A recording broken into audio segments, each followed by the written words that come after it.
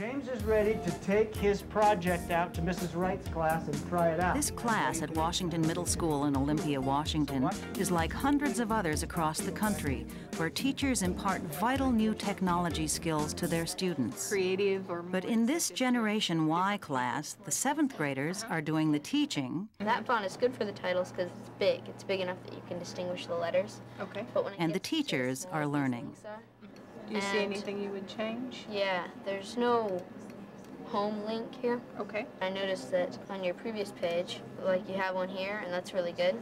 Okay. But some browsers don't have back buttons, so they have to retype the URL, which is really annoying. Okay. Begun in 1996, the Generation Y program pairs tech-savvy grade schoolers with tech-challenged teachers to help them integrate new technology into their lesson plans. Right now, what we have is a couple websites for research purposes, but that's about it. So what kind of suggestions do you think you might have as far as where to infuse technology? Well, like for a presentation about how they did it, PowerPoint, okay, it would be a good one. Now operating in over 40 states, this elegantly simple concept was the brainchild of Olympia School District's technology coordinator, Dennis Harper. I was a former University College of Education trainer of pre-service teachers. And typically a lot of the instruction they get are from professors who haven't been in a classroom in 20 years. There's not a teacher in the United States that actually went to K-12 schools when the World Wide Web was in existence. So teachers don't realize, you know, the resources. They don't realize how sharp these kids are. They don't realize the fact that for the first time in history now, we have students knowing more than their teachers about something that's really central and important to society. And web pages, there's just like endless possibilities. What age do you recommend that for web pages? Web pages, well, we got into a little bit in 5th grade, but you basically don't really do very much with it until middle school and up. You can use PowerPoint with younger age groups and keep it simple, or you can use it with older age groups and make it a little fancier. It's been really helpful for me to get a student's perspective on how to infuse technology in my classroom. I'm actually learning from these girls here about where to put technology, how it's used, and what's in the classrooms right now. It aligns well with my teaching philosophy in that I need to teach what they need to know. And if they need to learn something, we need to move in that direction. I don't know unless I'm talking to them and working with them. Okay, so what we have is Sarah and Hanako are suddenly going to turn into Ms. Conrad, the partner teacher, and Sarah is meeting with her for the first time.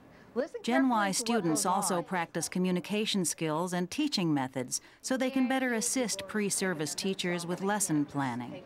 Soundtrack and transitions. What's a transition? Transitions are like you can fade in and fade out.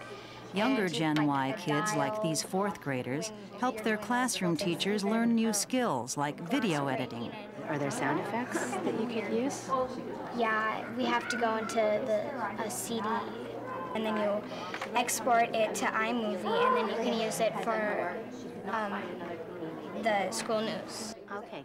The overwhelming majority, more than 98% of the thousands of teachers that have been involved with this program have said they prefer learning from students than learning from adults. Teachers go into teaching because they like to work with kids, and that's what makes this model successful. Okay, want to see you guys in it. Okay, ready? Okay. Even though they have to get up early to attend Gen Y class before school each day, these kids return to the program year after year, eager to teach and learn. View as, or if you want to cut it smaller, just make it smaller. Okay, crop it. It's absolutely joyful to work with these kids. The more power you give them, the more empowered they become. They take responsibility for their own learning. They get very excited about having authentic, purposeful reasons to be at school and authentic ways in helping their teachers.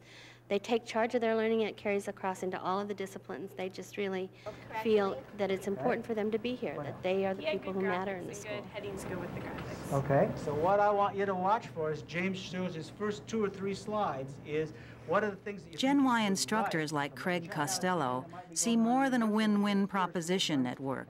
They see schools being transformed by the process of kids training their teachers. We've got teachers who are interested in education because they're about to become teachers, students who are interested in the educational process because they've just had to teach a lesson for the first time and realize suddenly how difficult it is, and experienced teachers who realize they can't figure out the technology unless they get some help from somebody. So when we meet in that common area, suddenly we've got something to talk about together, and the whole culture of our school has changed, you know, in an easy way. It hasn't been teachers feeling like, oh, I've got to be dragged and pulled into this technology kind of thing. They've got their students working with them over time on a project, and then suddenly they have the skills, and it was like kind of a painless way of getting the skills. Then what happens? It's pretty easy. Is it really this easy? For more information on what works in public education, go to edutopia.org.